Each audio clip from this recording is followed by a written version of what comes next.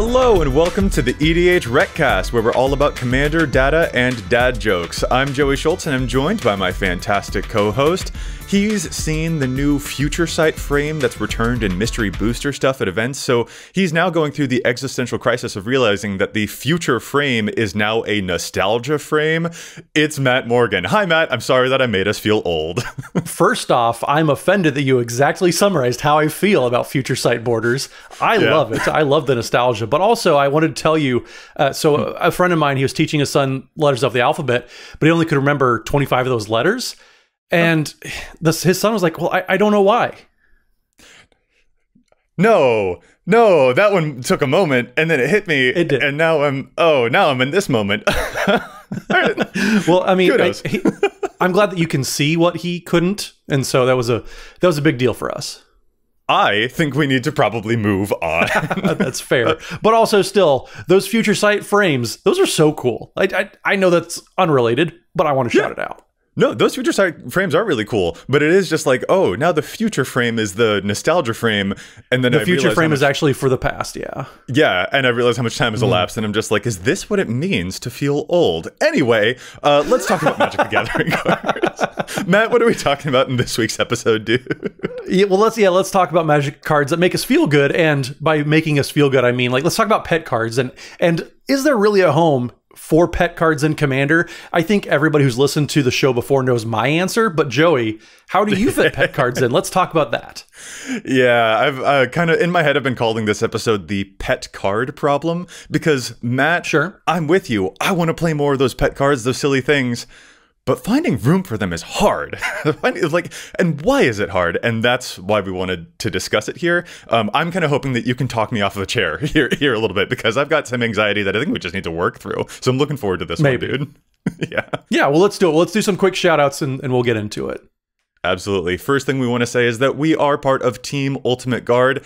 Have you shuffled with katana sleeves yet? If you haven't, you are missing out. Genuinely, when I'm just like watching videos or when I'm waiting for our own videos to export or I'm doing a little bit of editing, I just have a pile of cards in those katana sleeves. I will just take a deck and I will shuffle it, because that's how cool the shuffle feel is. And their deck boxes are sweet. My whole family has been getting into them for all of their decks too. So yeah, Ultimate Guard makes amazing products. Definitely give them a look if you haven't already.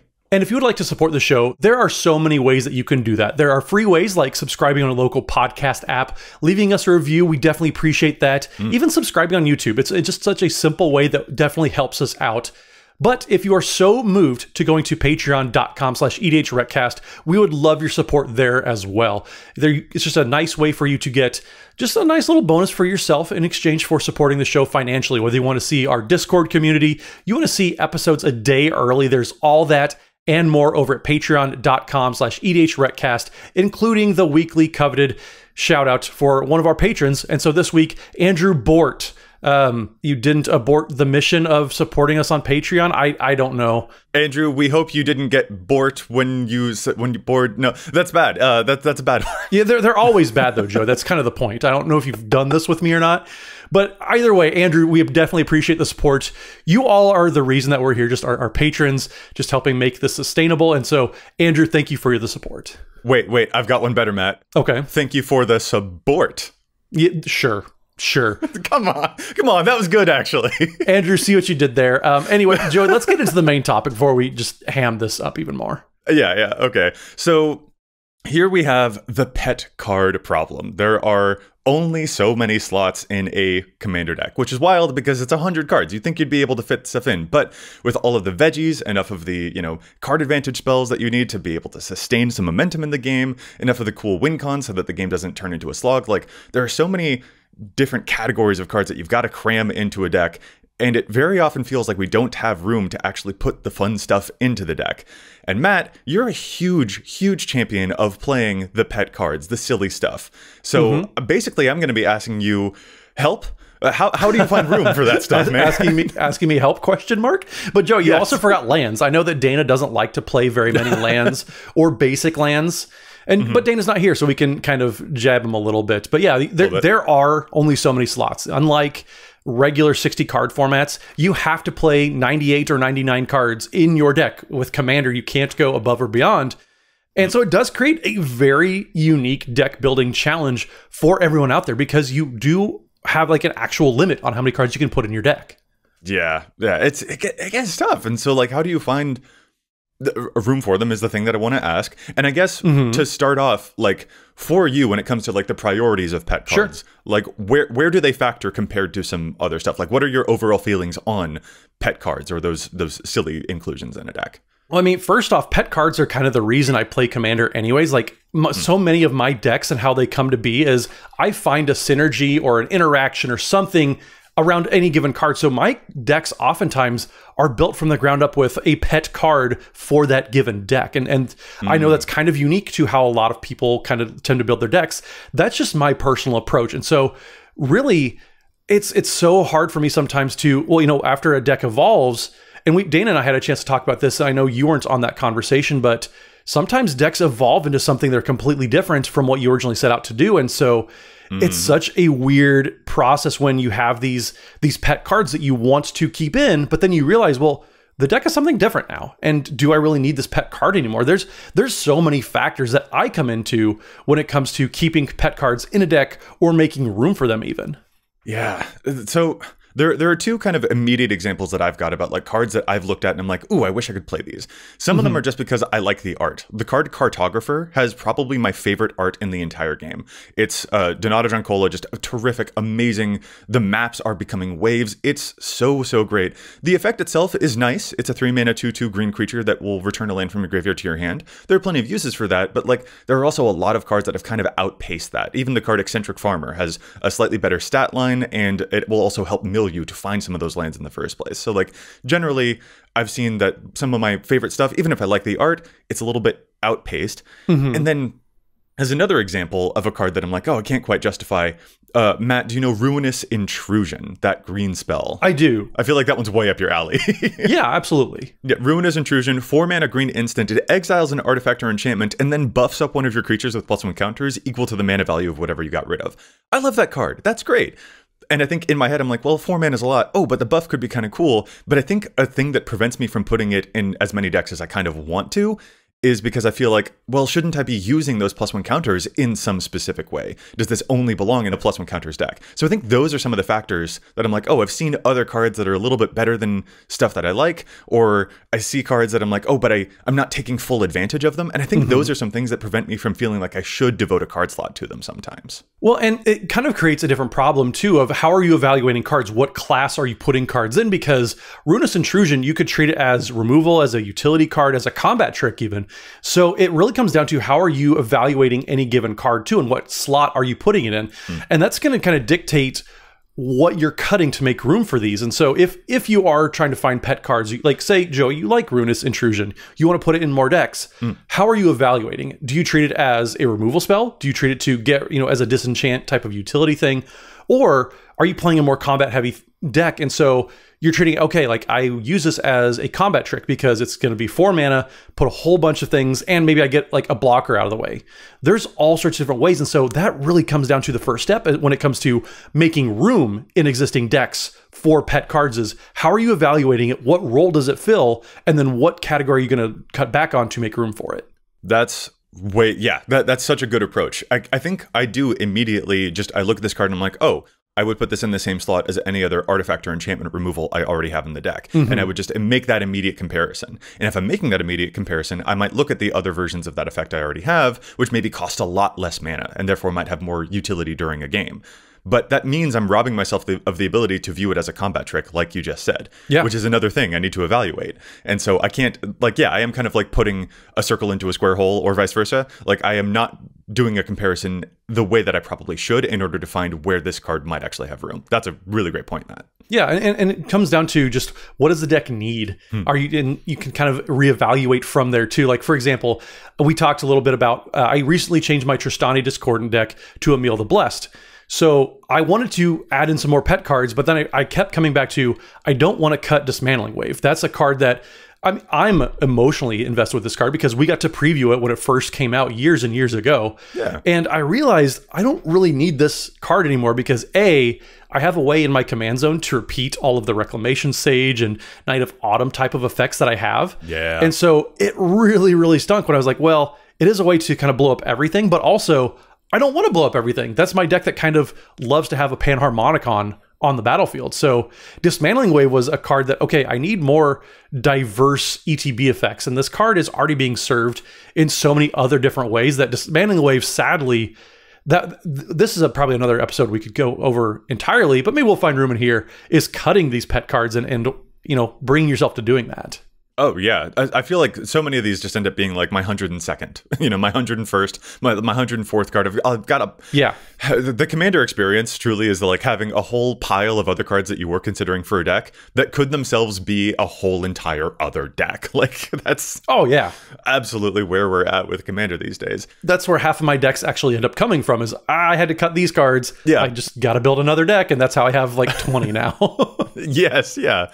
I do appreciate the way that you said, like, you're starting from that space of like, these are the cards that I want to play. Yeah. That is not an approach that I tend to have. I tend to be very Commander forward. Like, this is the Commander. I'm really enchanted by Krazakar. I'm really taken by Babala Saga or whatever. Let me see how I can make those abilities work the best. Yep. And everything sort of follows from there. And having that other approach of like, let me actually start from within the 99 definitely seems like a much better way to find and make sure that you're playing the stuff you wanted to play. Well, and that approach too, if you're building a brand new deck, because I think there's two different ways that you can approach this. Is you're building a new deck and you want to put pet cards in there, or you have an existing deck and you're trying to fit cards in that way. So really it's two different things. And I think if you are building a deck from scratch and you have some pet cards you want to put in there, for the longest time, I liked to joke, and it's not really a joke because I do it, but Rishkar's Expertise is one of my favorite cards of all time.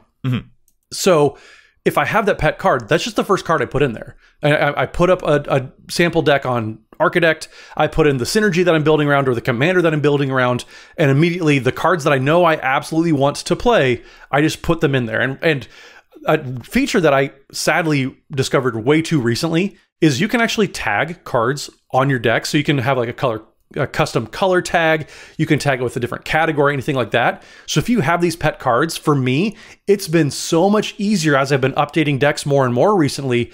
Just put a tag on any of those pet cards and say like, this is a sacred cow, or however you want to label it. This is something I know I'm not going to get rid of. This is a card that I want to keep in the deck no matter what.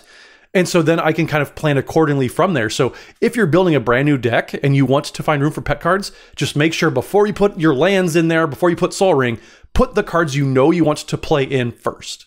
Matt, I love that. And yeah, it's a really, really cool feature. I mean, there are tons of amazing features on Architect, obviously, but that's also another great one. Oh, yeah. And it kind of reminds me of a thing that I actually do when I am trying to make cuts. That Sacred Cows, I love the way that you've described that, of like, these are the cards that's like, I'm not cutting these things that I really like, maybe because they're so efficient, or maybe because they bring you joy. When I'm building a deck, sometimes I will do this like pile 1, pile 2, and I'll just like instinctively put like, here's a card, and I'll put it into pile 1, which is like, oh, this is my favorite. I love that card in this deck. This is one of those things that makes me feel like it's my favorite thing about that deck. Sure. And if I don't have that immediate impulse, then I'll end up putting that card into pile 2 instead. And that is another way that I kind of find myself able to guide, of just like, okay, here's a bunch of cards that I know. I'm just like, these are 30 whatever cards that I'm like, there's no way I'm cutting any of those. I like those cards way too much. Yeah. And I'm left over with these. These are the ones that maybe I should look at. Which cards actually immediately, when just like at a glance, do I feel like, oh, love that card. And having that immediate impression is kind of a fun trick that I try to use to help me discover things that even subconsciously I don't know how I feel about them until I like actually do an exercise like that. And if you're building a deck for joy, and like you're playing on the social side of the format, you're playing cards, you're trying to build a deck that you want to play and you have fun playing. If you don't have a visceral reaction one way or another, like if you look at a card and say, dang, I love this card. That's a really good way to do that. It's just like keeps two separate piles. Look at the cards. Oh yeah, I love this card. Yeah, I have to play this card. Put that to another pile. And that's just such a good way. Just like if you're not getting a reaction from it, at least for me, as somebody who kind of purely plays for, I want to have a good reaction to any given card. That's such a good way to do it. Just like go through your deck, yes or no, basically. Yeah. The odd thing about this too, though, this Bear with me for a moment, Matt. I promise I'm going somewhere with this. Is that, like, I'll use another example of a card that I wish I was playing in more decks, and that's Thrilling Encore, a really cool battle bond spell. It's a 5-mana instant, and that's kind of the issue with it. Is like 5 mana is a lot to hold up for an instant, but it's got this amazing effect. Put onto the battlefield under your control all creature cards in all graveyards that were put there from the battlefield this turn. So if someone wiped the board, and then you cast this, oh man, that's such a good feeling. Like, that game is yours. This is such a cool card, but it is kind of situational. And that, I think one of the hesitances that I have when it comes to some of these cards, like, oh, do I include it, is like, yeah, but what if I'm just holding this in my hand all game? Like, the spell, if it works, does make me smile, but it's so situational that it feels like, well, maybe it ends up being a dead card in my hand. And the irony of that is that sometimes even just a regular, really efficient spell that we're all familiar, like a Swords to Plowshares doesn't make me smile when I put it into my deck. It feels kind of like, well, yeah, it's a white deck. Of course, I put Swords to Plowshares in it.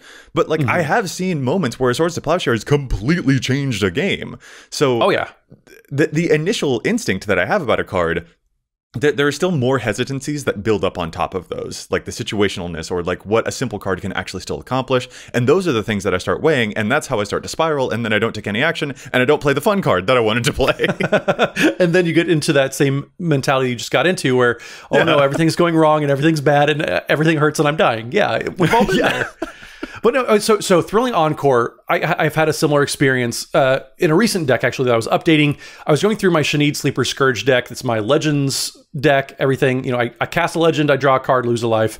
I'm surprised Dana doesn't have this deck because you lose life and draw cards, which is his favorite thing to do. Favorite thing. Yeah. But so Gerard's Hourglass Pennant is basically the same thing as Thrilling Encore for the deck. It's 1 mana for, it's a legendary artifact, came out back in Dominaria United, and has flash, so it's basically an instant.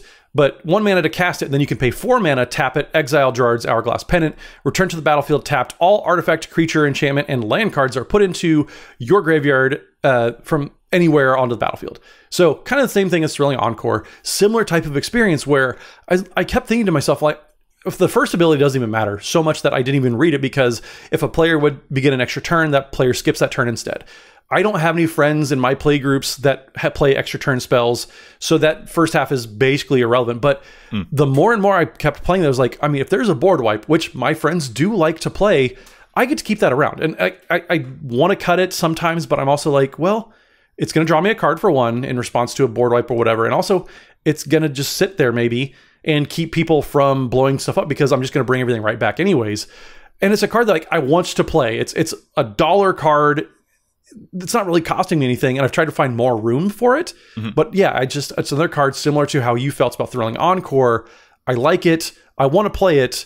But for me, fortunately, I guess, this was already in the deck. It came in the pre-constructed deck for Shanid, and so I was able to, I didn't have to make room for it like you do with Thrilling Encore, because it was already in the deck. And so keeping pet cards is significantly different than finding room to put one in. Bro, that's such an important note. Yeah, that's so huge. Humans are wired to keep doing the thing that we're already doing. So yeah, if you already had it there, yeah, one is so much harder than the other.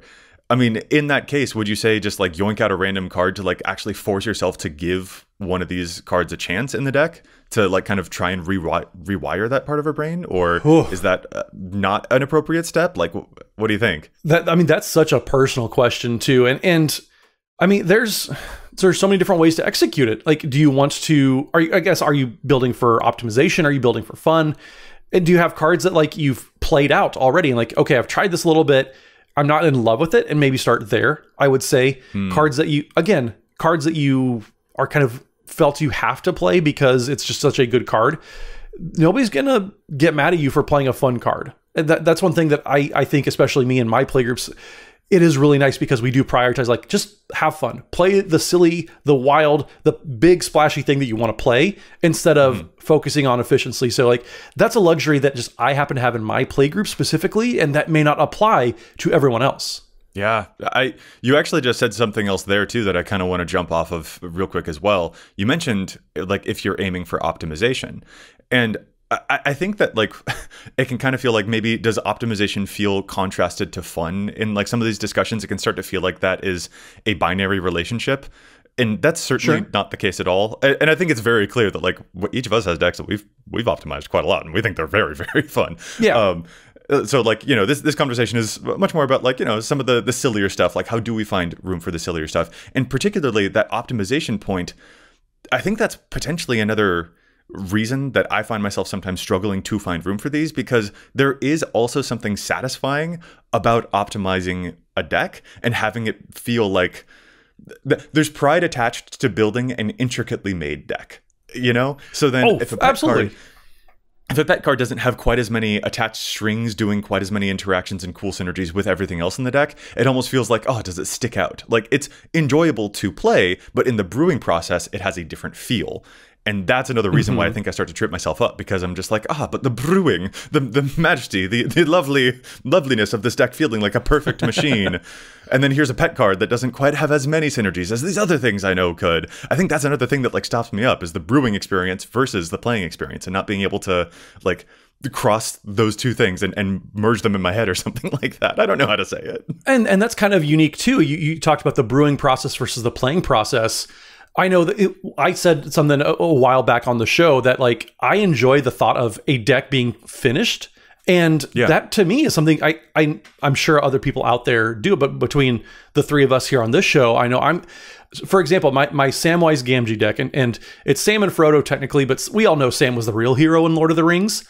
But I recently got to that deck done, and I got the last few cards on Cardsphere taken care of, and I was like, the deck is done. Like, I don't want to make any other changes, because either everything is flavor forward, and I doubt we get granted, we just did get some Innkeeper cards from Bloomborough, we did some food related things, but really everything has to tie back to Sam in that deck. And so I finally got everything in. It was Wedding Ring. That was the last card that I needed, because Sam and Rosie, Cotton, they get married, whatever. Love it. The deck is done. Like, the flavor is done. And so for me, like, that deck purely is pet cards, basically, but it is nice. Like, it's done. It has all the cards that I know I want in there. There's a few cards I know I need to play, but it's such a different contrast from you, where like the brewing process is where you really draw the joy. I got to the point where like, I know that this deck is what I want it to be. And it's so satisfying for me, like knowing it's got the pet cards, it's got the efficient cards, and it's just a mix of everything, but it's still perfectly playable. Yes. Yeah. And I think that's what I have to do, is like, I have to kind of like get my head out of the clouds when it comes to that, when it comes to the brewing experience, because I get really caught up in what it is like to brew one of these decks. And that sometimes blinds me to like, yeah, but how's it going to play though? Like, am I going to enjoy playing it? And that's the thing that I need to like stop. I'm just like, yes, it can be very, very nice, very intricate, very lovely in theory, but like, let's put it to practice already. Let's actually like confront the cards, as you were saying earlier, not just how would they feel kind of in practice, but like, how would this actually play out in game? Evaluate Ruinous Intrusion as an example for like, what would it look like in the moments you're actually playing it? Is it being used as a combat trick? Is it being used as a gotcha? Is it being used in these other fun ways? You got to imagine not just how it looks in the deck, but also how it would truly manifest in those gameplay situations, including in unexpected ones.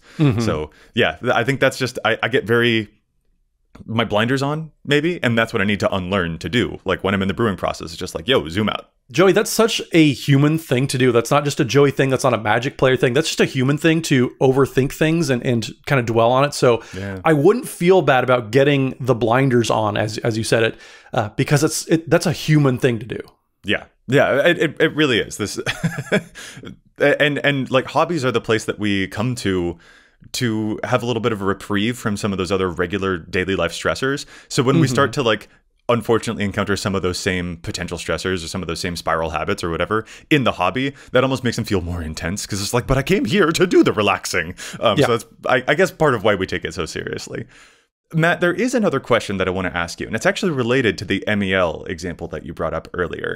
It's a question about whether you think more powerful commanders have more room to play pet cards. But I think we're going to have to save that for part 2 of this episode, because I think we got to pause right now to challenge some stats. What do you think? It is about that time. So yeah, let's get some challenges out of the way, and we'll get back into the main topic from there. Heck yeah.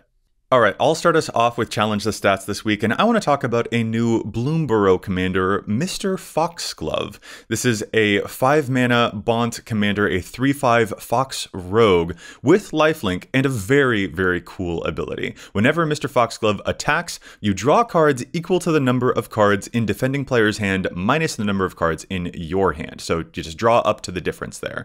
But if you didn't draw any cards this way, you may put a creature card from your hand onto the battlefield. So you just get to Elvish Piper or something into play whenever Mr. Foxglove attacks. This is a really cool ability, and if you have very few cards left in your hand, you can attack someone else who has like, I don't know, maybe 5 cards in your hand and draw back up to 5.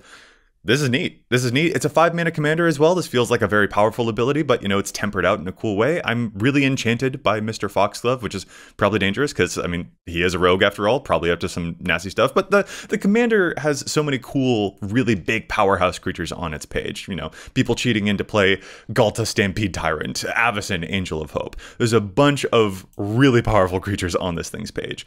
There is a card, though, that I think is maybe a little bit overplayed on Mr. Foxglove's page, and that's Psychosis Crawler. That's the 5-mana Phyrexian Horror. It's a star. Its power and toughness are equal to the number of cards in your hand, and whenever you draw a card, each opponent loses 1 life. Honestly, I think this is a pretty straightforward precon effect happening here. Mr. Foxglove was released in the Peace Offering precon. Psychosis Crawler is also in that precon, so it seems like one of those cards that people didn't exactly remove when they were starting to tune up to a different list.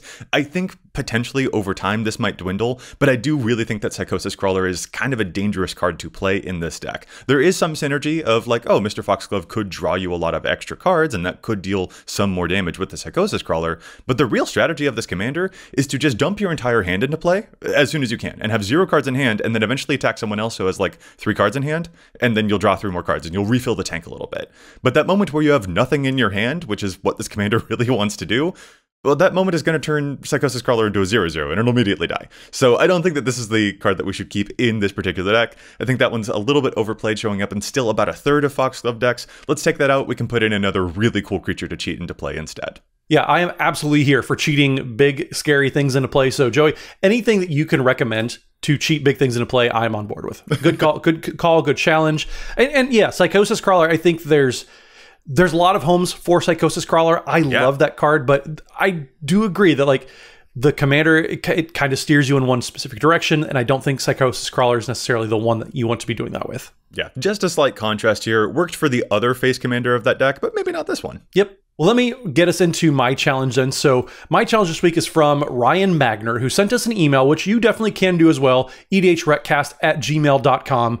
And they had a really good non-bow, and it's just something that we like to always be on the lookout for when it comes to commanders, especially with synergies that you normally would associate with them with what they want to be doing. So Ryan sent us an email and said, I recently built a Gitrog Ravenous Ride deck and wanted to share with you a non-bow that's been showing up in 41% of the over 3,000 Gitrog decks on EDHREC at the time of writing, and that is Lotus Cobra. So for everyone that doesn't remember, Gitrog, it's a 6/5 with Trample and Haste, and then whenever the Gitrog Ravenous Ride deals combat damage to a player, you may sacrifice a creature that saddled it this turn.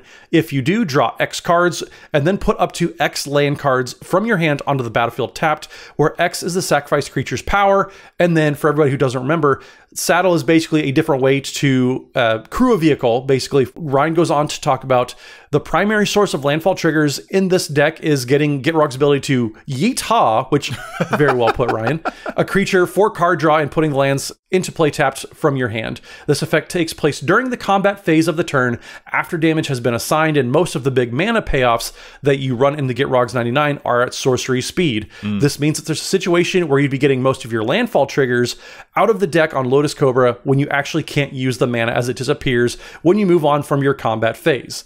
This is absolutely right. Yeah. Is this happening in combat is a very, very important distinction, especially when you're looking at traditional landfall payoffs like Lotus Cobra. Lotus Cobra is great in landfall decks because you're able to generate a ton of mana, but this isn't necessarily the place for it. So I really like this challenge. Ryan, this is a really good catch. And Ryan actually went in their email to go on and finish up saying, I think there's another mana dork that's more powerful to put in this place, or the new Iridescent Vine Lasher, which is a great card. And Ryan, I think you'll be happy to hear that people are already latching on to Iridescent Vine Lasher. It's in 71% of decks. That's then one of the new cards in Bloomborough that has a landfall ability whenever a land enters. it deals 1 damage to target opponents. So it's a great substitution. I think you sent to this email a little bit before we started getting information on Bloomburrow, but this is a great find. So everybody out there playing Gitrog Ravenous Ride, keep an eye out for Lotus Cobra and make sure your deck is tuned properly to take advantage of Lotus Cobra if you do want to play it. I love that last point there, Matt. That's a good, because Lotus Cobra can be just a very good card, a very efficient card. And if you are doing a lot of other general landfall stuff, then there will still be plenty of uses. The rules non-bow is definitely the thing to hone in on here. And if anyone was accidentally playing it not the way that it truly works, that's what's worth pointing out. And if that does change whether or not you want to play that card, that's what we want to call out here. So yeah, there are ways to still make it work, but that non-bow is definitely a thing. Yeah, say if you have Ruinous Intrusion in your Gitrog Gitrog deck there, Joey, this would be a great place for it because you can use that mana at instant speed. Granted, combat damage did already happen, so you can't really use it as a combat trick. Man, I feel like this episode, first of all, it's so weird that you had a challenge for a green-black card and I had a challenge that involved green and white. We've swapped places. And second of all, I feel like with this episode, I'm going to have to end up putting some of these pet cards into my decks after this conversation. I've really oh man, you're going to see Ruinous Intrusion all over a bunch of Joey's decks. Is I feel like going to be the inevitable thing after this episode comes out. I'm going to have to do that. That one, Thrilling Encore, just a couple of them. But Ruinous Intrusion is such a fun card. And it was like, I put it in several of my decks just because I have a +1/+1 counter deck. Well, this is on theme for that. Yeah. I have a deck that just is a Voltron. I'm going to beat you down with Legolas deck. It's in there too. Like there's so many different ways that you can find spaces for these pet cards, and you just justify it however you want. Because again, this is Commander. You can justify things however you want because ultimately, like, it's your deck and you're the one playing it. So I hinted at a question before we went to challenge the stats, and Matt, I want to ask it to you again here.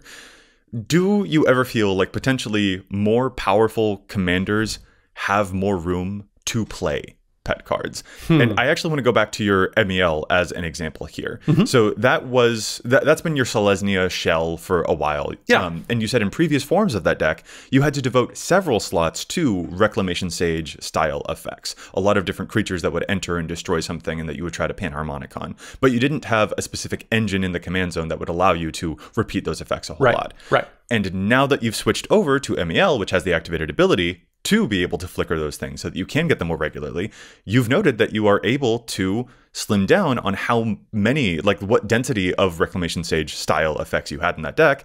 And that has opened you up to the ability to play a couple of other cards that are more on the pet card or having a bit of fun kind of category. Like you've put Conclave Sledge Mentor into that deck, which is the Conclave Sledge Captain. He is ranked in the military, not a mentor. Sorry, my apologies. My apologies to the Sergeant Captain Duke guy. He's a captain of the Enclave, and you shall respect him as such. I do, because he beats face and he puts a lot of counters in a lot of places. And it's a cool card. He does. But it is maybe not the kind of card that you would have had room for in that deck beforehand. Right. Now, and so, like, that's kind of the thing that I want to ask is, like, now that you've switched over to something that is potentially considered to be a more powerful commander, is that what's freed you up for card slots? And if that's the case, like, if more powerful commanders can play more pet cards, what the heck do we do about that? Do you even feel that way to start with, actually? Let me just finish my question, actually. But yeah, I think that's a really good point. And I think it's going to go on a commander by commander basis because it's really what is the commander going to empower you to do. I know that we like to poo-poo on Chulane, for example, but Chulane is the kind of commander, like you don't really need that many draw engines. Now every deck needs a little bit just in case, you fall back, you stumble, whatever. Consistency matters in a lot of decks. And so, but I think to answer your question, typically more powerful commanders do have room for pet cards because they're enabling something and they're creating a bunch of redundancy, whether it's card draw, whether it's enabling in my Emil deck, I'm able to flicker and maximize the amount of times I'm able to see any given ETB effect. So I don't need that density anymore. And because the density needs have gone down, that opens up space in the deck for me to put more things in there. I'm able to do stuff like Tovalar's Huntmaster. I can play a bunch of Army in a Can type of effects. Right. And that's just a way that I'm furthering a game plan. I can flicker the Huntmaster, for example, and that just means I have that many more triggers out there, or that many more creatures, And I can take cards like Dismantling Wave out there. So I don't need the fifth copy of some sort of disenchant effect, or I don't need the third copy of whatever, because, well, those things are happening way more often now because I only need that one copy and I can repeat it from there. I don't need to have a big density of those effects in there. And the protection suite, I can cut down on that because I can put in Guardian of Faith in the deck and I don't need 3 different protection spells anymore, because Guardian of Faith, I can flicker, phase all my things out, and it kind of protects everything from there. That's such a sick interaction, actually. Like, yeah. It's so good. As listeners out there know, like I'm very dependent on my board state. All my decks have the same plan, put stuff on the battlefield, make my friends have the answer because I'm giving them a question. Yeah. So having, I can take out maybe a Flawless Maneuver. Because I can more reliably count on Guardian of Faith. If I get 2 triggers out of Guardian of Faith, that means I protect my board twice. That means I don't need to have as many copies of Heroic Intervention, Flawless Maneuver, whatever those cards are, because I'm able to maximize and get more and more of those triggers than I am cards in hand. Yeah. And like, that's, you mentioned that MEL is a big, strong example here. Chulane, it's a ridiculous card draw engine. So it follows that, you would be able to play a lot of other sillier stuff in there because the commander's already doing like 8 jobs for you, including mowing your lawn, doing your taxes. AC or Tatiova, they draw you cards when you play a land. So that frees up potentially 12, 13, up to 15 card draw slots, card draw spells that you might have needed to play. And so then, all right, cool. Room for 15 other, either more powerful cards. I can run more interaction, more removal, or the silly stuff that I wanted to play in the first place. And I think that's a big part of what makes those commanders feel so appealing. I think if there's any one thing that maybe like moves me away from this, it kind of goes back to the redundancy thing here of like, let's say your commander is one of those things that draws a lot of cards, and therefore you can free up those 15 card slots that would otherwise occupy your deck with a different commander. Sure. There is an after effect of that, a side effect, a byproduct of that, which is that it does kind of then make your commander deck very all eggs in one basket. It makes the deck super commander centric. So if the commander dies, then you're pretty much SOL, because the deck, if you don't have a lot of backup, you're not able to really catch up as much. And so if you do have one of those powerful commanders and you are playing a lot of those pet cards because the commander is doing all of those other staple categories for you, you do have to be aware of the fact that, like, well, if the commander dies, you may not be able to play those pet cards in the first place, though. Sure. And so that's kind of another thing that tempers my do I have room for this after all kind of thing, is that even a powerful commander is still like, well, it's powerful, but it is taking up all of the spotlight and putting a big target on itself. And that can have a lot of effects on the way that the game actually plays out. And I could see where that goes. And I guess that kind of just, it turns into playgroup dependent on how cutthroat do you really need to be? Because if you are playing a more powerful commander, I mean, what does the rest of the playgroup look like? For me, that it doesn't really matter. Like if a commander's doing something powerful, we can find room, because again, we play for the feels, for the giggles, whatever you want to call it. So we're not out there for glory. We're out there for fun. So in my playgroup, again, it's so specific, and it's so hard to have one specific answer for that. And I can only speak to my experiences, because it's going to vary so much from your playgroup, which, like, we play a lot together. We have a lot of overlap between the two of us, but you have, like, your family as a playgroup. I have a playgroup with my friends from home. And so there's so much going on that it's so hard to just give one definitive answer to this question. Yeah. Another thing that I do kind of want to hit on here, though, because I actually kind of do, I think I am falling under the impression that, like, yeah, a more powerful commander does have more room for those pet cards, even if there might be potentially dangers associated with that. Like, make sure that the deck still does have some redundancy for the commander effect in case it does get removed. But another example of why that can sometimes be the case, or at least where I personally sometimes feel it the most, is with a restrictive or like a theme deck. Sure. Because the more restrictive something is, the less natural support it has, and the more extra card slots you have to devote to making that fetch happen. The more you have to be like, all right, here's the thing that lets me choose creature types, and now my lizards are going to all get these things. So I need to put also some probably really good removal, because I don't have a big bevy of lizard spells that will come in and help me remove things the way that, like, a regular graveyard deck has plenty of creatures to choose from, stuff like that. And that is also a thing that hugely eats up your card slots and will leave a lot less room for you to play the Thrilling Encores or to play a Backlash. Like, a Backlash is one of my favorite spells. That's a really cool way to have a creature hurt its controller instead of hurting me. I love that spell. But it might be hard to do when I need so many other things to happen to support the creature type that I'm trying to play, just for the deck to actually function in game at all. So That's another way that I sometimes feel this, is that like if a deck doesn't have, or an archetype doesn't have a lot of natural support, sometimes that also starts to eat away at the space that you have for the silly stuff that you wanted to do. And it's hard to solve for that. I think giving yourself restrictions like that, though, is such a good and easy way to give yourself, because some people, you need to put parameters on what you're doing. You need to have those rules apply. And so if that you are the type of person, a theme deck is a fantastic way to put as many pet cards in there as you can manage, because you're working within any given arbitrary restrictions that you're putting on yourself. And I know that we like to joke with Dana about his like extreme devotion to his theme for a deck, and he won't go outside those bounds. But I think for some people, that's actually just a really, really easy way to hold yourself accountable when you're trying to build these types of decks, because it gives you a chance to play the cards that are 100% on theme and build around pet cards in that case. Matt, pondering over this, a question kind of hits me here. You mentioned sacred cows as like cards earlier, like these are untouchable. I'm not cutting these cards from a deck, and that will change obviously on a deck by deck basis. Yeah. In general, do you have any versions of that, but for deck categories, like card draw, like removal, like lands, like whatever? Are there any of those that you think are more precious? Yeah. Like, are there some that are maybe, if you had to rank them or whatever, lower on the list in terms of like, if I have to cut something from a category to make room for a pet card, here's something I won't touch and here's something I will touch? So anything that I won't touch is typically going to be cards that are, like, buy into the theme. And I don't think there's a specific card type. I think it's going to be just cards that I would kind of designate in my brain or on Architect, whatever, as this is a theme card. This is what I'm trying to do with the deck, so I'm not going to touch that. Whether it's +1/+1 counters, whether it's ETBs, whatever. The cards that I typically, as a category, will target, though, is the removal of the interaction suites. That's kind of what I will tend to skimp out on to make room for cards. And so it's easy for me, and I know that a lot of players are probably shouting at their screens right now, like, why would you do that? Yeah, play more removal. Play more removal is like the mantra, yeah. Yeah, we say play more removal, but like I know, first off, like I know I'm very actively making this decision. So like if I'm playing a deck that I know I have cut back on removal on, I mean, I know like, okay, like I'm setting myself up and I have to be ready in games to not have the answer at any given moment.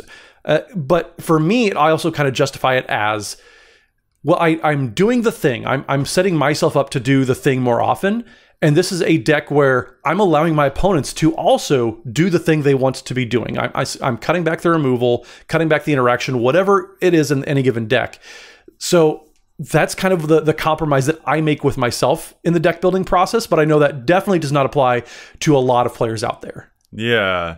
I don't think I share your perspective on that one. I think the removal is one that I'm so like, I already don't know if I'm playing enough kind of about it, that like to consider getting rid of them. Like, oh no. I think card draw is also one of those where I'm just like, I'm probably still not playing enough. Card draw, yeah, that's one that I keep pretty high on value, because I want to see the cards that I'm putting in there for a reason. So card draw is probably the last category that I would touch. So I agree with you there. Yeah.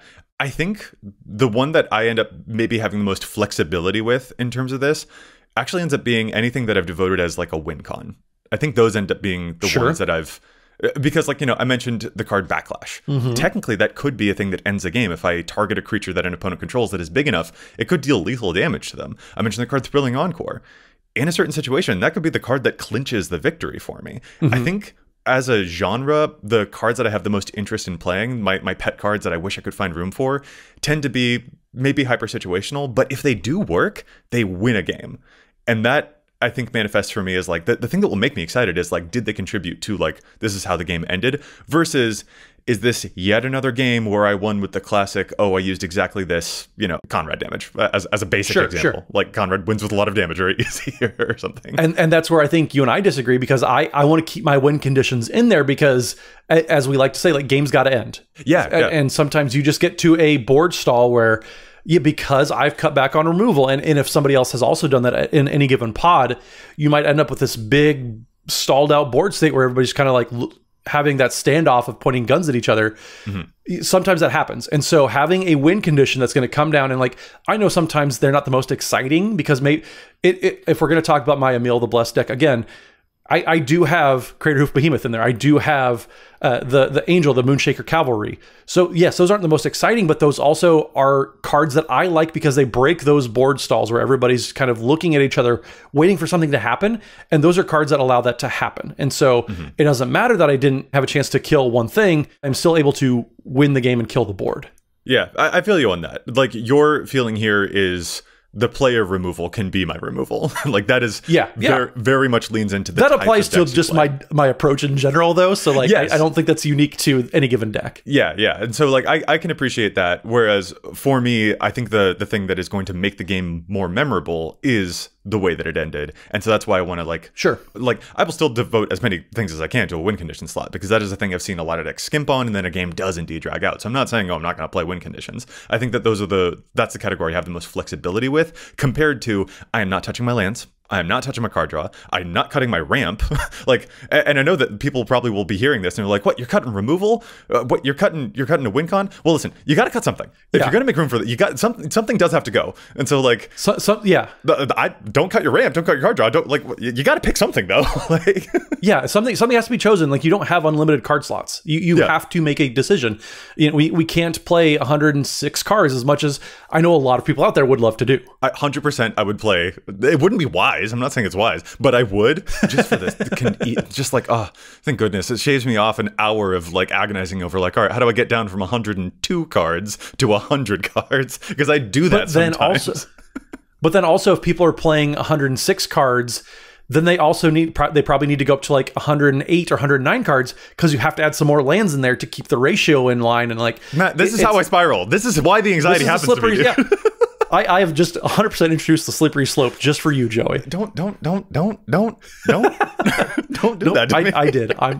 I did, and I'm not going to apologize. But either way, okay. So, what are some other hesitancies that you have then, Joey? So I know that we talk about like you can cut things back and like you have to make some cuts. Yeah. What else makes you hesitant to cut potentially a powerful card for a pet card that maybe doesn't have the power there, but also it's something that maybe it's just going to bring joy? Yeah. So I mentioned a couple, way earlier on in the episode already, like, there are, I like living by that mantra of like, play cards that make you smile. But I did mention that, sometimes even a Swords to Plowshares, I've seen it used in a way that I didn't think would make me smile, but like, dang, did it turn a game around? Like, even a simple thing can be. So like, that makes me hesitant to cut out some of the like, I mentioned also like there's a lot of pride in feeling like you've built an intricate deck. I feel like those are two really big hesitancies I have. Sure. But one other big hesitancy that I have is one that kind of only manifests in gameplay versus the brewing experience. And I think I would feel weird about cutting out some of those maybe bigger staples in case loss of access to those staples during a game prevents me from being able to, for instance, help the table take down an arch enemy. Just like, if I hadn't put this stinking pet card into my deck, I might actually have something to get us out of this bad situation. I'm not even getting to play the pet card because the deck isn't able to keep up with what everyone else is doing. I think that's one last thing that I have is like if I cut the stuff that makes the deck function in the first place, I'm not even going to have the chance to play the pet card. And that's probably the most loomingest anxiety for me about this. Well, so this is one motivation that you and I both share, because I definitely have come into different situations and scenarios that I've set myself up from. It gets to a point where like the deck is so watered down with cards that either I wanted to play, they're only good in certain situations, whatever the case may be. And so it really does take the deck from, this could have been a functional deck, and maybe at one point it was, but now I've put so many fun cards in there that the things that really made the deck go and enabled me to do the fun cards in the first place, those aren't there anymore. I skimped back on the ramp in one deck for a little bit. I had to add that back in because, I mean, yeah, the 37 lands is fine, but like eventually you stop drawing cards. And so there's such a fine balance, and definitely the danger that I've put myself in that I'm glad you kind of appreciate is sometimes you just water down the deck and you put too much of a good thing in there. And as Dana likes to put it, you forget to eat your veggies. Yeah, and that's exactly it, right? These pet cards feel like the indulgences. They feel like the dessert. And yet another lesson that we constantly preach on the show is to like eat your veggies. And it's just like, well, indulgences is a really good way to put it, I think. Yeah, and do these things contrast with each other? How can I follow both of those pieces of advice at the same time? Feels hard to do. And I think my only solution at this point is just giving it some trial and error. Is just like, all right, let me tinker with the ratios of how much of this I have, how much of that I have, so that I can even try these cards out. And maybe I put them into the deck and it turns out that I don't have the opportunity to play them. Maybe they don't deliver. Maybe they are too situational. But I'm not going to find that out unless I actually freaking try. So yeah, it kind of comes back to that, like the thing that you said earlier about like finding room for a deck versus you already have it in there.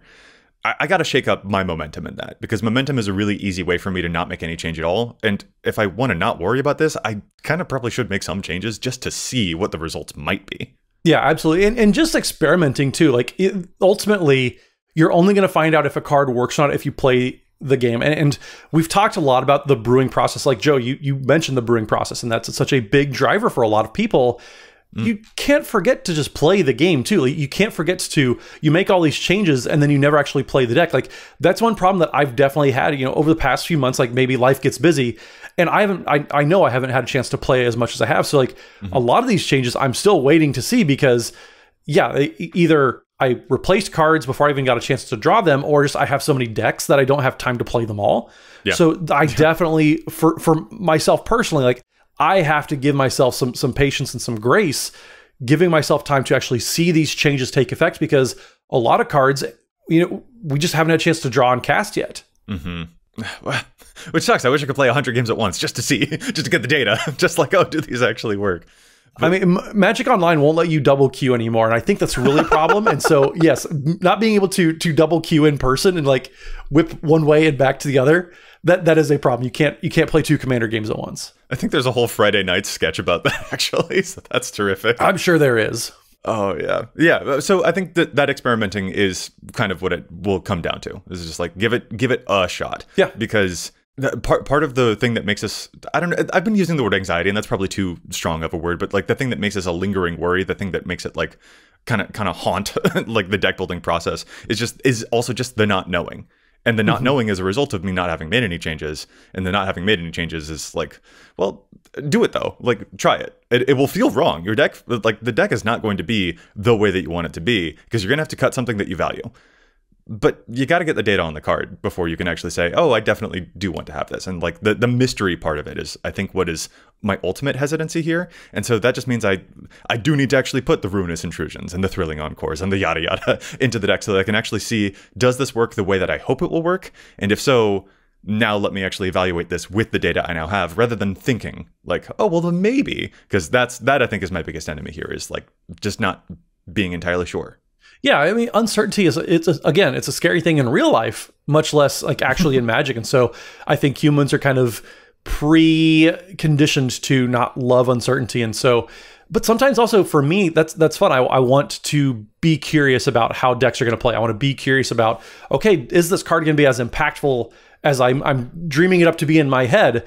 And so giving things a chance, like that's also part of the whole process. Is, yeah, you have the brewing and you have the creating a mystery, but you also have the discovery process.